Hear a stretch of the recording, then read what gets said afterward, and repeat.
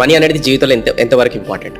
పడవలో ఒక చోటు నుంచి ఇంకో చోటుకి వెళ్ళాలంటే నీళ్లు చాలా అవసరం. ఆ నీళ్లు ఎక్కడుంటే పడవ పోతుంది? పడవ కింద నీళ్లు ఉంటే పోతుంది. నీళ్ళు ఎంత అవసరం అంటే నీళ్లు డబ్బు, పడవ జీవితం. జీవితం ముందుకు నడవాలంటే నీళ్లు ఖచ్చితంగా ఉండాలి.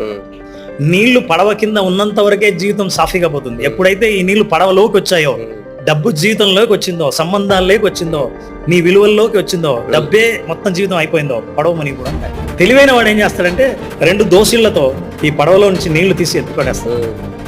డబ్బు జీవితంలోకి రాకుండా జీవితాన్ని నడిపించే పనిముట్టు దాకా మాత్రమే వాడుకుంటే ఎన్ని కోట్లు సంపాదించినా వ్యక్తిగానే ఉంటాడు, విలువలు కాపాడుకుంటాడు.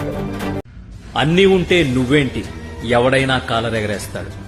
ఏం లేని నువ్వు నుంచి అన్నీ ఉన్న నువ్వుగా ఎదుగు. అప్పుడు తెలుస్తుంది జీవితంలో ఉండే మజా ఏంటో. వేట ఎంత గొప్పగా సాగితే విందు అంత రుచిగా ఉంటుంది. నువ్వు జీవితంలో ఎంత నలిగితే మునుముందు అంత గొప్ప బాట నీకై పరుచుకుంటుంది. సూక్తులు బాగుంటాయి, పడేవాడికి తెలుస్తుందనే మాట సోమరిపోతు నుంచి వస్తుంది. కష్టం చేసి చూడు, కలిసొచ్చే కాలం రానే వస్తుంది. నీ చేత కాకపోతే పాకుతూ పో, అంతేకాని అలా ఒక్కచోటే ఉండిపోకు.